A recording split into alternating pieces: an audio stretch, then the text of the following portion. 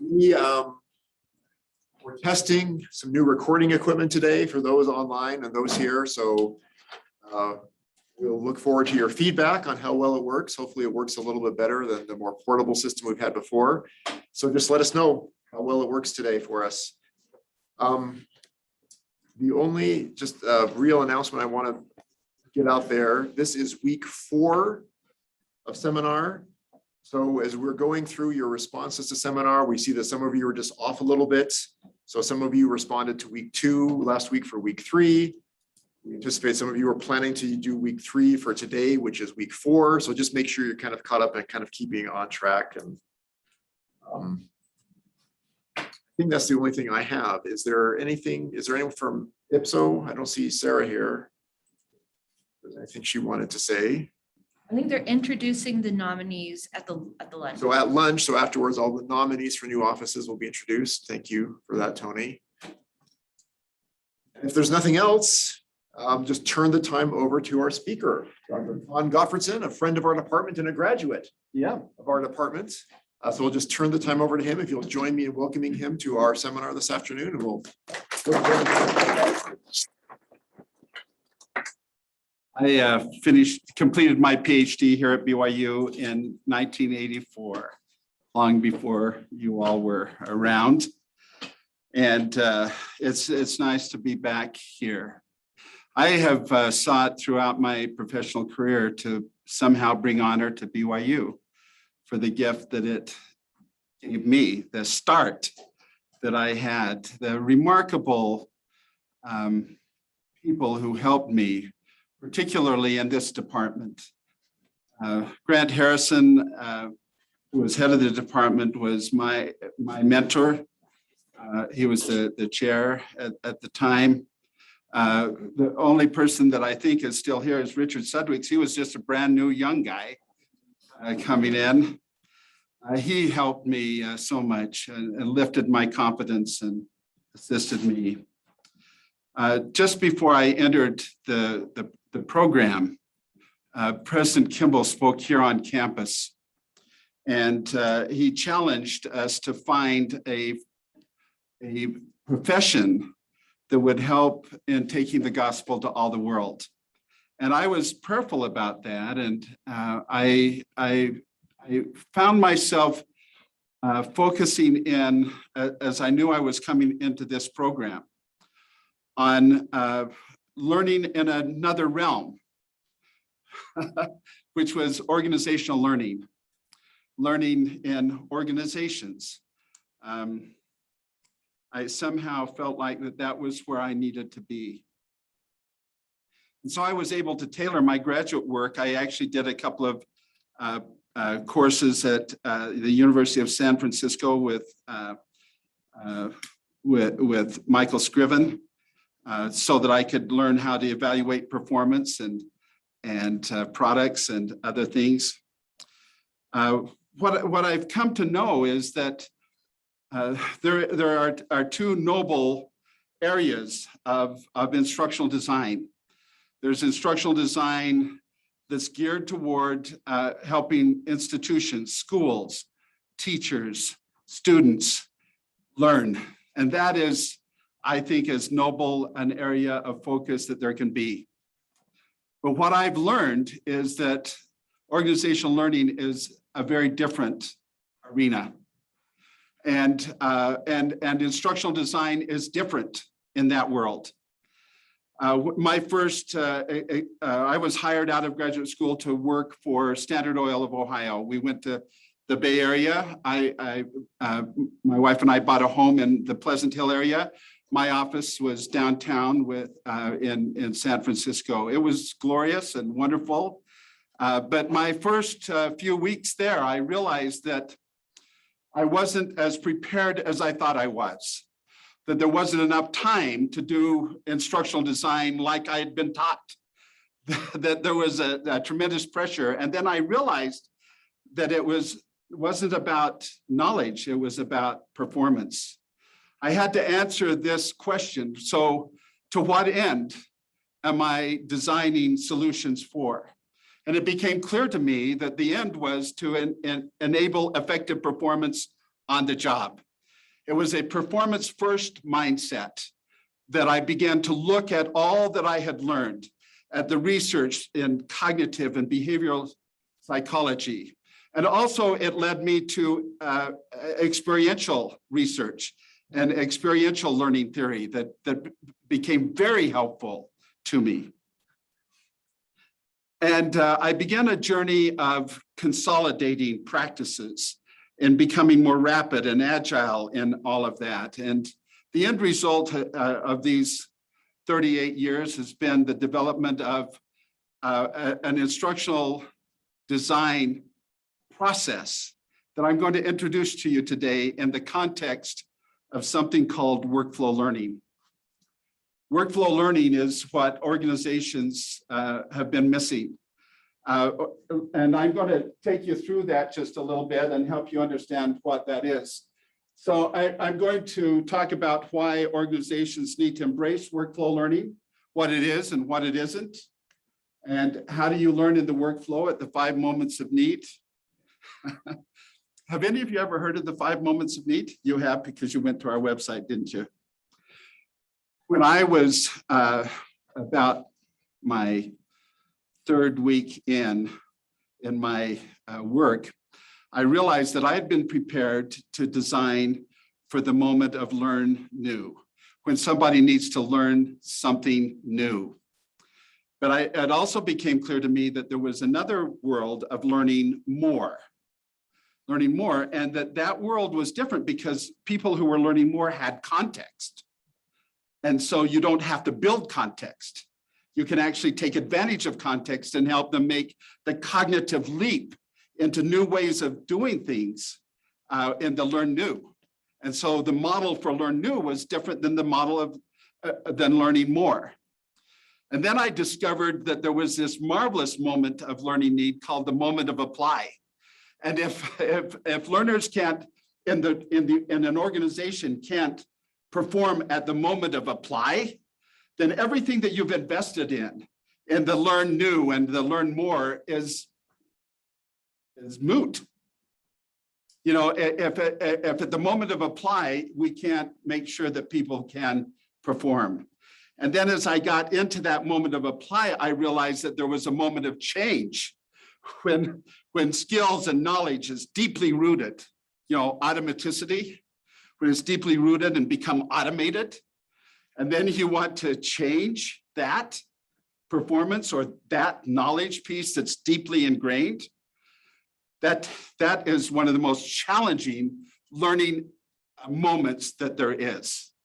And you're not going to do it and accomplish it by just having a lunch and learn and say, here's the old way and here's the new way, which is what most organizations do.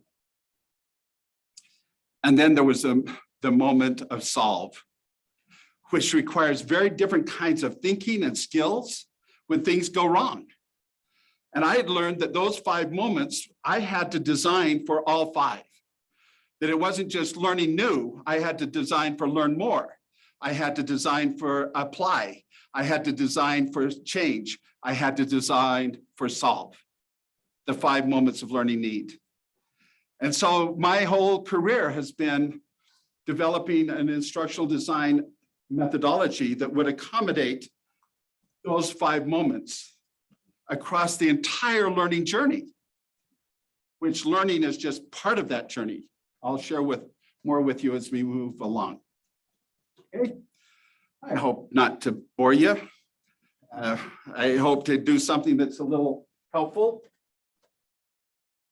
So this is something I'd like you to consider. What is learning? There are some folks who think that learning is about putting something in our brain and making sure that it stays there. And certainly that can be part of it. But knowledge, having knowledge, and even being able to walk through the steps of something is just the start of learning. The interventions that we build for organizations where performance, where the people in the flow of work need to be able to perform, is just the initial part of learning. That it's through experience that real learning happens. it's experiential learning where things go wrong. 3 years ago, I had to have my heart valve replaced. And I met with the doctor. We were going to the next week have my heart valve replaced. My question to him wasn't, what classes have you taken? I knew he had taken classes. I wanted to know what kind of experience and how much experience in replacing a heart valve he and his team had, and how successful that performance and that experience had been. Another illustration of that is my nephew was hit in the face with a baseball going 100 miles an hour. The doctor who rebuilt his face said, in my 30 years of facial surgery, I have never witnessed a face that has been harmed this bad. But he said, luckily, I have 30 years of experience. And he drew upon that, and you wouldn't know that my nephew had had any accident today.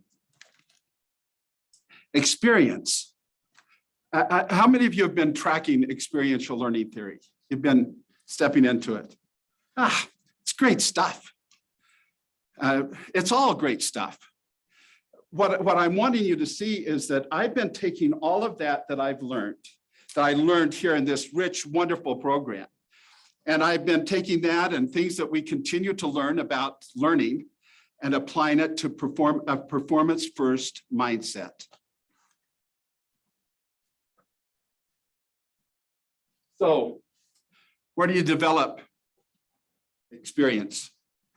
This right here is something that happened when I was in the Netherlands. Folks were stuck in the training and they couldn't see that there was more to training than this. The bringing about performance required us to do more. And what became clear to me was that organizations were training their people and getting them to some level of mastery, whatever that was, and then sending them out the door. And the Ebbinghaus forgetting curve, you familiar with that? His research on forgetting? I don't remember. Yeah. I'd be happy to share that. There was a recent study done just recently in the Netherlands that reestablished that research. But what he found was that we begin forgetting almost immediately after learning, and that it's a very steep forgetting curve unless it's propped up. And what is happening in organizations today is that we train them and then they leave and they forget most of what they've learned, unless they battle their way up in this transfer stage to somehow finding their way to competency with the experience that they need, with the skills integrated in the way that they need to be. And then you've got to be able to sustain them over time. So this transfer, holding things up and then sustaining, this is part of the journey too, in the real world of performance. And a solution has to accommodate all 5 moments across train, transfer, and sustain.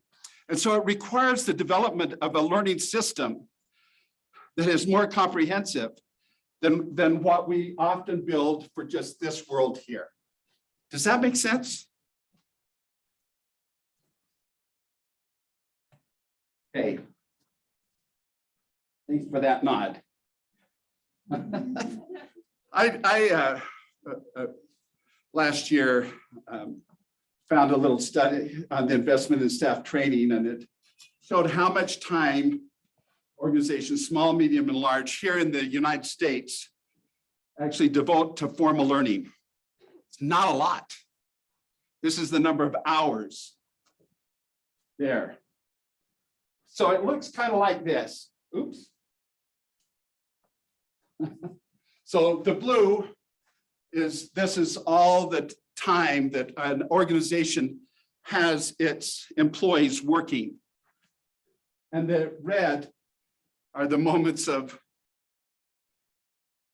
formal learning, that first part, train. And we're spending a lot of money. Organizations are spending a lot of money doing that. What's wrong with this picture? Lots of gaps. We could increase the challenge. According to McKinsey, 1/5 of an employee's time is spent searching for what they need to do their work and figuring out how to do it. That's 1 day a week. That's costly. And so the learners stop their work to learn in those reds, and then there's a lot of other, right? And so for a number of years, we've been figuring out how to help organizations, the people in organizations learn while working. And that's what I'm going to talk to you about today, is how we extend learning from the red, which into that blue. Okay. And there's some things that, some real treasures that can help us do that.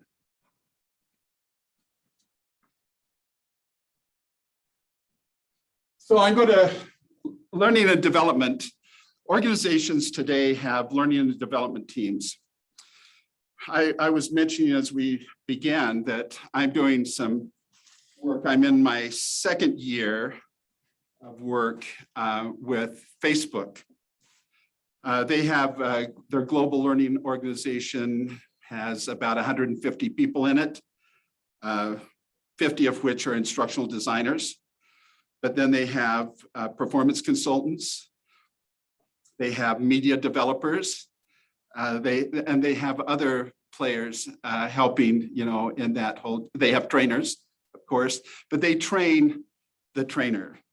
They have about 15, what they call companies, vendor partners, who train all of the 40,000 reviewers that review content for Facebook, and all of the training that is given to those reviewers, those 40,000 reviewers, is developed by GOLO, by the Global Operations Learning Organization. And that's just one group within Facebook. There are many such groups within Facebook with different training. We're doing some work right now with Accenture, 500,000 employees. They have training internally, and they have some training externally. Same with Deloitte, who's another client of ours. And so there are learning organizations scattered across all of these organizations, what we call L&D. And so there's some reasons why workflow learning is important. I'm going to take you quickly through them. One is because we're in the workflow, and because our intervention is in the workflow, we have a technology that we work with. It's called an EPSS, a digital coach, that facilitates learning in the flow of work. I'm going to show you an example of that today. Anyone here familiar with Gloria Geary and the little book she wrote in the 90s called Electronic Performance Support Systems? Gloria Geary is the pioneer who initiated the whole world of performance support. And she wrote a little book about this thing that she envisioned called an EPSS. It is brilliant, and it is as relevant today as it was in the 90s. The organizations just weren't prepared, and neither was technology in place to allow that to happen. It is now in place. And we've been doing for the last 15 years, electronic performance support systems. And so because those are embedded in the flow of work, then we're able to gather data, real-time data in the flow of work that helps us measure the real business impact. It's exciting what we're able to do. No more little, after the class, how did you feel? We're able to look at true performance and verify and measure it. Time to effective performance. Wow, That's a big deal.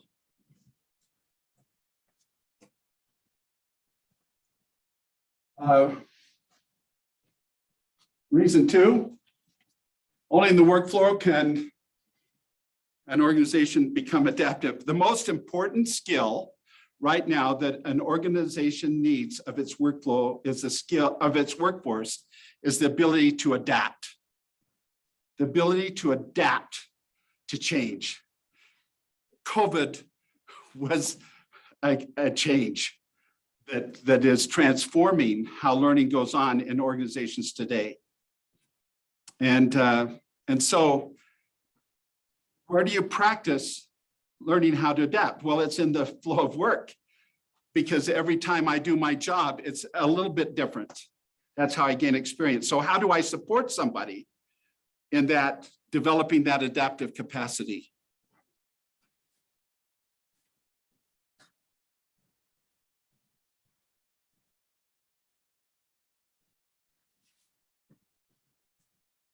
Real skill development occurs while continuously performing work. I just spent a month, my wife and I just spent a month in South Carolina, in the north part of South Carolina, on a lake. I was working each day with my business partner as we're transitioning to our company to a significant increase in demand for our services. And when we first arrived, my wife went out and she turned on the GPS and she just wanted to figure out where we were in the context of Charlotte. And so she would go around intentionally with the GPS, learning how to get to places and so forth. And boy, within days, she knew how to get to anywhere. Me, I'm not an intentional learner in the workflow. I just follow the GPS, right? But every time I took that GPS, about the third time I took that GPS to the store, I kind of knew how to get to the store because I was continuously doing that. It started to take root unconsciously. I was learning unconsciously. Unconscious learning is an interesting piece that merits some research.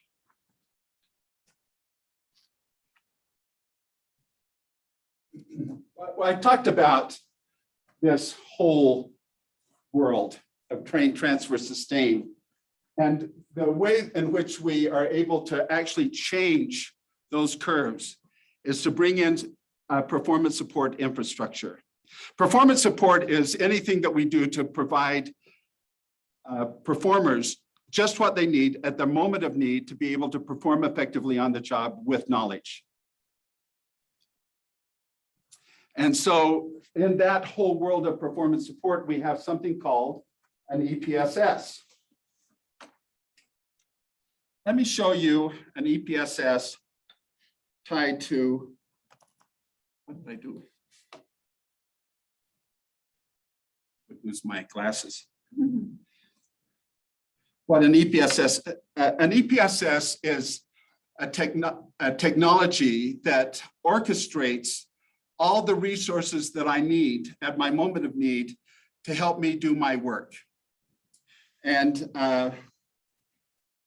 let me show you, we have developed, let me get you down here. How are we doing time-wise? I'm okay? Yep. 30 minutes. Okay. So I want to show you this. So an electronic performance support system, according to Gloria Gary, was a technology orchestrated system that orchestrates all the resources that someone needs to be able to optimize performance in the flow of work with a minimum of help from other people.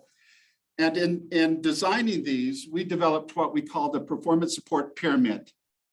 And that pyramid starts at the top of that pyramid is context, contextual access.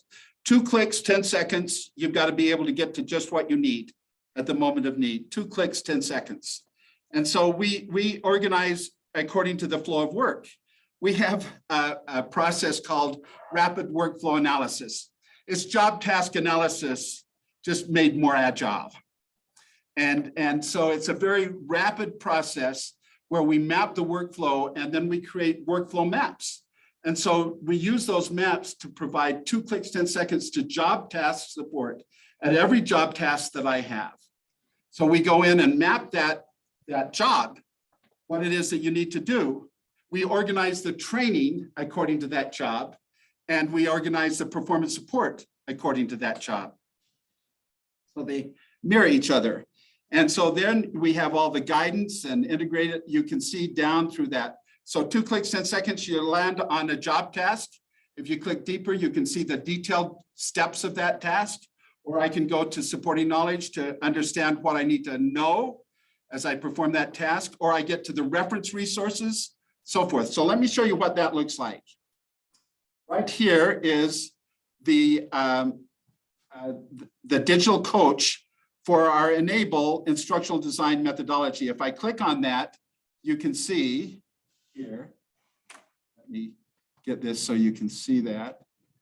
This is the Enable job map. So Enable is the acronym. The first process is engage to align. That's where we meet with key stakeholders and figure out what the challenge is. Have any of you read Mager's Analyzing Performance Problems, or You Really Ought to Wanna? I mean, that's old stuff, but it's still good. So this is where we go into that in more detail. We identify the challenges and opportunities, what the request is all about, and move through that process of figuring out what needs to be done. The A, analyze to design, is a process now. Instead of like, are you familiar with ADDIE? ADDIE? So Enable is like ADDIE, but it's for the broader 5 moments of need. It's for the broader train, transfer, sustain. And analyze and design is a more agile approach than analyze and then design. It's where you're analyzing and designing simultaneously. And these are the actual tasks that we perform in analyze to design. So that if I want to know how to map the workflow, I click here. That's my second click, by the way. And here are my steps right over here for that process, for that particular task. Here's what I do to map the workflow. If I want to see the detail in those steps, I can click here, or I can click on the steps. But this takes me through more detail of each of those steps. You see that? But let's say that it's not about the steps. I know the steps, but I'm not quite sure, I'm not quite sure the difference between a process, task, or step. So I can come here, I can click on that, and it's going to provide me the information that I need for, what is it? What's its relevance and context? What's its impact? Examples. And every one of these has a similar supporting knowledge. If I click on that, you can see I've got the description, relevance, context, impact, example. They're all have structured, which is about structured authoring, which is what I learned when I was a graduate student here at IP&T. And so that's learning about, but maybe I just need some of my reference resources. I might need the design blueprint, which is a tool, or I might need to look at examples or other reference tools to help me, or maybe I need to pause and take a little learning burst or read something. This is all to support me for this job task of mapping the workflow. And I have that for every task associated with this process, with analyze to design and the entire development process. That's what we call a digital coach, an EPSS, an embedded performance support solution. And this is what we're building for folks. So McKinsey came to us and they said, can you do soft skills? Said, sure. About 50% of what we do is tied to soft skills. Now, you can do very technical procedural things. That's easy. So we right now we're rolling out into 50 factories for Colgate with an EPSS on those shop floors to help people be able to do what they need to do.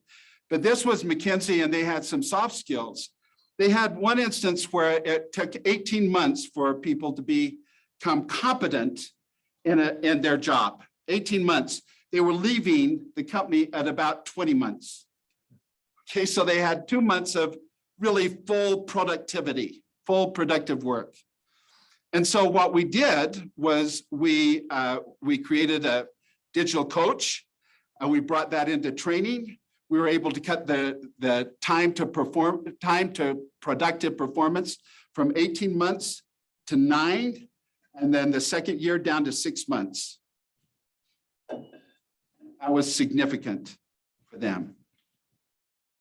And people were actually higher performers requiring less oversight in their work. Yes. Thank you for sharing this. One of the things I was wondering about is just that it seems like in EPSSs, there's one aspect that's digital training, but there's another aspect that's actually connecting you with people who have the knowledge or skills that you need to have. So it's not, you're not actually getting the training from the system, but the system is connecting you with the right person to learn from. At the bottom of the pyramid is people. Now, people are costly, right? So with Gloria Geary says, with the minimum of support from other people. But in this pyramid and in the performance support system, we connect people in ways that it makes sense for the organization to connect their people. So we use, social media platforms to help with that in very systematic ways. In some organizations, there are people directly or groups directly that you contact, but that's very important. It's a very important piece. It's just that you want people to stand as self-reliant as they possibly can before they go into that and tie down other human resource. Excellent point. Thank you. I was also wondering how you deal with your electronic performance support system in domains where the skills or knowledge base is changing pretty rapidly. Okay. So, Yeah. So have outdated knowledge base. Yeah.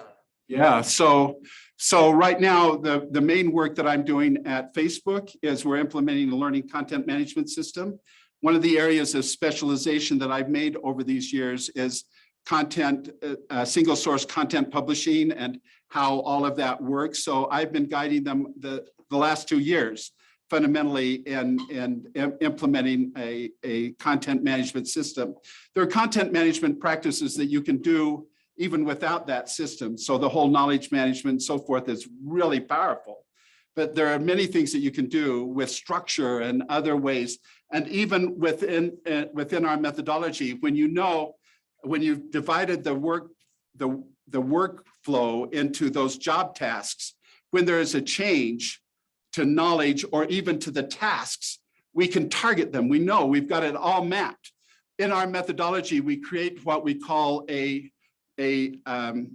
learning experience and performance, a LEAP blueprint.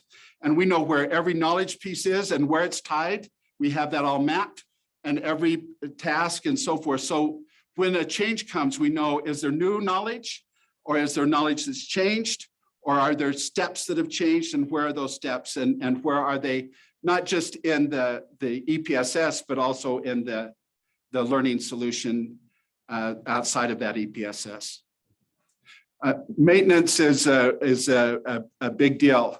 So Facebook has, I don't think I'm allowed to tell you how many policies, but it's about policy that are in place globally and some locally and global to help look at images and content and determine if it's safe or not. 40,000 people doing that. You can imagine how much change they face. I got a quick question over Zoom. Yes. So, Tom asked, do you map observed workflow or ideal workflow? Well, what we do is we pull in SMEs and BMEs, business matter experts, who are high performers, and we use them to help us identify the tasks. So observing takes too long, and I don't want to just guess it. So we actually draw from SMEs, and we're very fast. In 2 days, I can get the entire design done for any project. And so, you know, we can divide that up virtually over a few days, but yeah, so we work with SMEs to do that. Does that help answer that? Whoever was asking that? Thanks. Yes. Go along kind of with what you said about changing knowledge, changing content and maintenance. Is that something that happens like at a consultant level, or is there training or something that's done within the organization that they actually change? I'm not understanding. Okay, thank you. So like when it comes to maintenance of the EPSS, information that's changing over time and things like that, is it done at a level that's outside like consultant? You come back and do the maintenance, or is it trained within the organization that they handle that themselves? So in most instances, we create a governance strategy, and maintenance is shared by the L&D group, but also by the business where it's supporting, because now we've stepped into the home of the performer. You know, when we pull people out and we bring them into our classrooms, that's our turf, right? But these are support systems now that are supporting people in the flow of work. So it has to be owned by the business. And so we create that, but we also build into the EPSS tools to help alert us when there are changes. So if I'm following and working in an EPSS and something doesn't work, or if something is different, I can just click a button, tell it, and that message will go to whoever is the steward over that part of the content. And we're able to use workflow management tools to help us manage that and know that has been sent. Yes. When you develop and design these EPSS, do you pay attention to styles? And what about the Gen Zs versus the millennials? Some in different types of learning styles. I'm just curious to know how much you can really, or is it just one size fits all? No, it's not. Oh, but we don't deal with learning styles. I mean, regardless of your style, you've got to do the work. But what we find is learning dispositions. Now, Maggie Martinez did some work here, and her work on learning dispositions has been very helpful to us. Before her work, I had looked at work in terms of that wasn't as precise, where they talked about holistic versus serialistic learners. Holistic learners are people who want the big picture and only move to the detail after they crash and burn. I'm a holistic learner. One year I put 5 bikes together for Santa Claus one night, but I didn't look at any instructions. A serialistic learner would have looked at all the instructions. And when my wife asked me, why are these parts left over? A serialistic learner could have said, well, they sent 5 bolts, but the instructions only called for 4. As a holistic learner, I just said, I have no idea. And she bagged them all up because she knew that by spring, when the kids were riding the bikes, some of those parts may be needed, which was the case. And then I looked at the instructions, which she also kept. So a serialistic learner wants the detail, and over time with experience becomes holistic in how they move. Holistic people become serialistic when things don't go right, or when it's a lot of money is at stake, or it's dangerous. And so what we do is we build those paths in for these learning dispositions, holistic and serialistic. So when you get to the steps, you get to high level view of the steps, and you move to the detail as you need to. So we work with that and other things so to help it. But if I've got the work to do, we find that an EPSS works for you no matter who you are, you know, and your age and that. But we do build those paths in, because that would be, At least the 2 dimensions, yeah. yeah, at least those, because when you become experienced, you take a more holistic view. When things go wrong, you take a more serialistic view. We know that to be the case. Yes. I'm curious about usage over time of a system like this, because it seems as though when this is first introduced, it might be heavily used by both new and experienced employees. Yeah. And as a lot of people get the hang of it and they revisit this enough to internalize some of this knowledge, it seems as though they utilize this less and less. It would work itself out of a job. Hopefully, if people internalize the material here. Is that not true? That's an excellent insight. Unless things never go wrong. That will be true if things never go wrong, or if people never forget.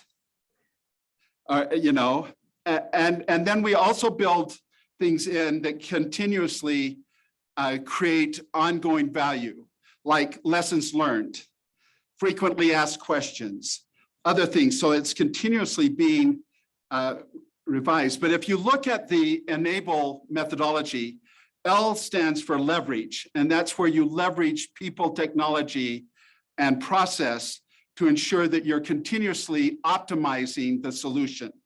And that isn't to say that there won't be, that the audience doesn't change, and you need to continuously do that. So that's a very good point.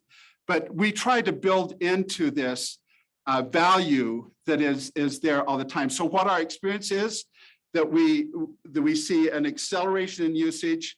There are times in which there are dips, and we always try to find that out, but generally it's at Christmas time or other times where there are dips in the usage, or just before someone is coming to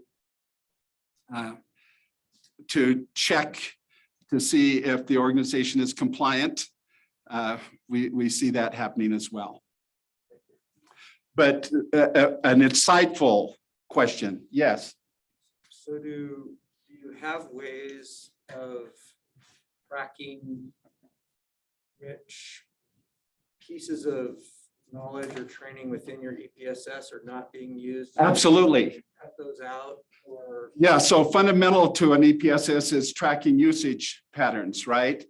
And we do that according to the job tasks and so forth, because usage, people will choose whether they use an EPSS. So if they're using it, it means that there's value there. Some of the technologies allow us to do micro-polling so that we can verify that value. But when usage patterns drop, or when a particular group drops or whatever, we want to see what's going on and why. And so it's really helpful in terms of process management. And it may be that part of the process is no longer proving helpful, you know, and so you can optimize the workflow process. I assume you also have a way for end users to recommend things that they wish they could. Oh, sure. Yeah.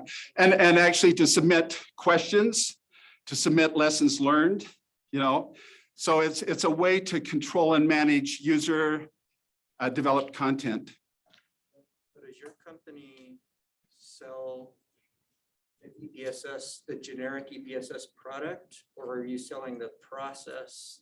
We sell the methodology. So we have a certificate program and we have the methodology. We have technology partners that we work with who have authoring tools so that we can help our clients get what they need. But oftentimes we will use the methodology that a client already has.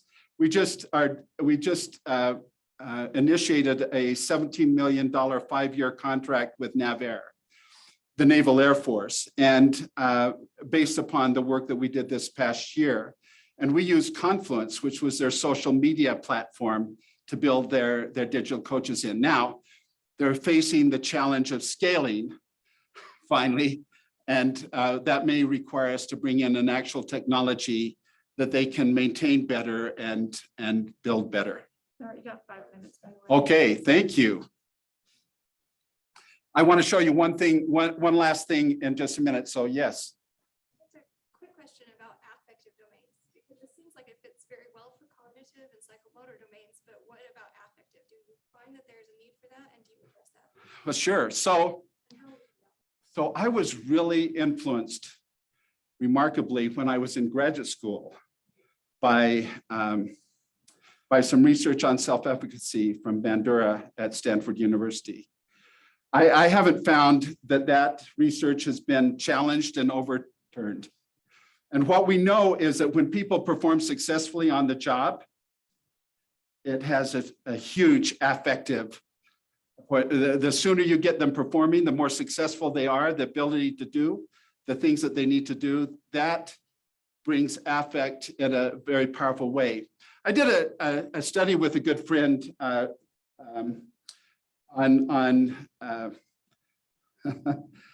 let's see, it's on engagement, employee engagement, because the employee engagement numbers are really dismal, for most organizations. We ended up looking at and identifying different drivers of engagement. Learning is one of them. And when people learn and really perform well, it has an effect on their efficacy.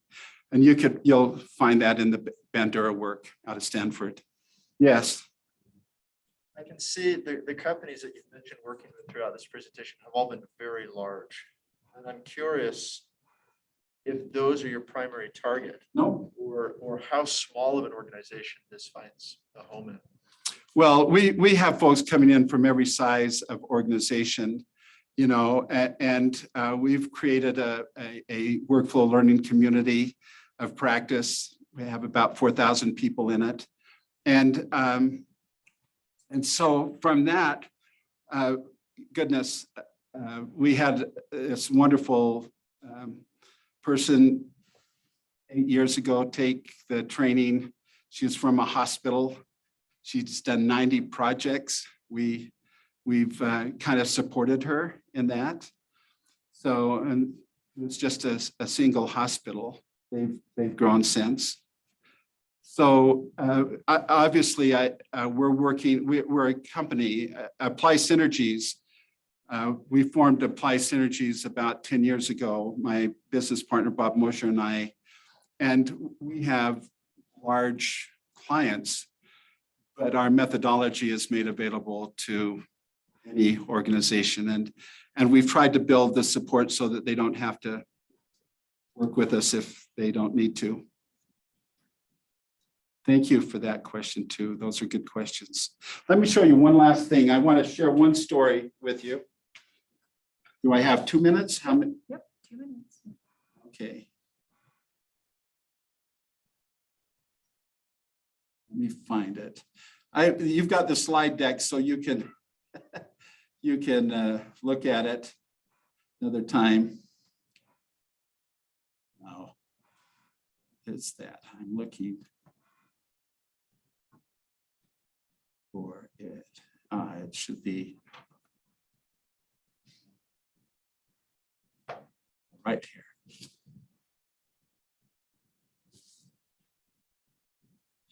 Okay, quick story.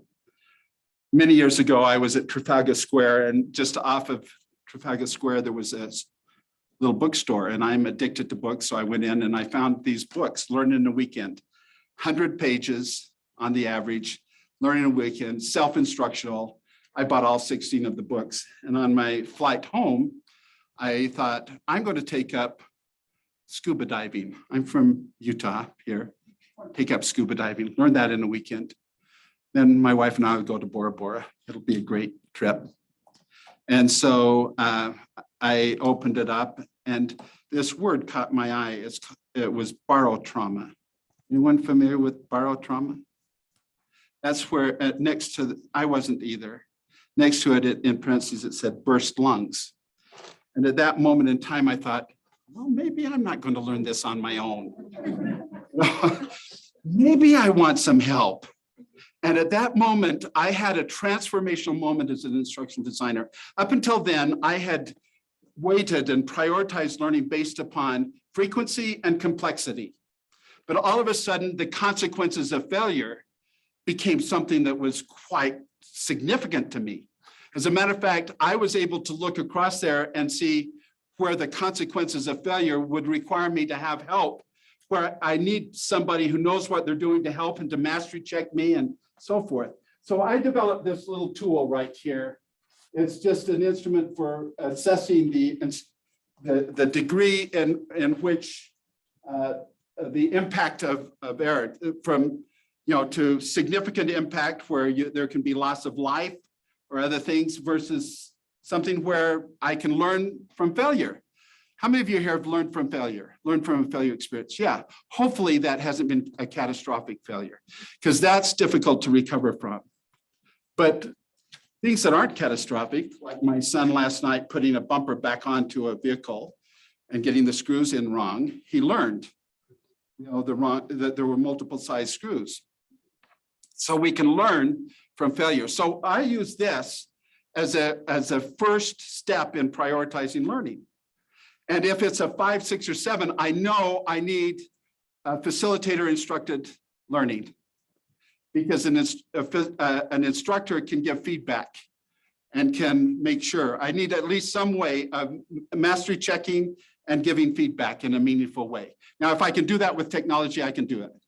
But I'm going to pay attention and invest more in those 5, 6, and 7s instructionally than in the 1, 2s, 3s, and 4s. And those I can shift into workflow.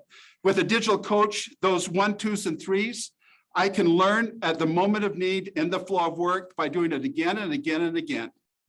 And so what we found is, on the average, we can take a traditional course, and on the average, half of it can be pushed exclusively into the workflow to learn. The other half, we need to focus with greater instruction, greater integrity in what we do. And that's been a huge little thing. So with that said, that was kind of a rapid journey through my professional career. I hope it's opened the door to another realm of instruction and learning that maybe you haven't been familiar with. It's been a wonderful journey for me. And we're always looking for great instructional designers to help us in that world. Thank you very much.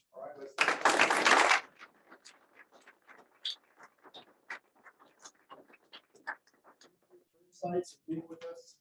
We will be back here next Wednesday with another seminar, and time to go get some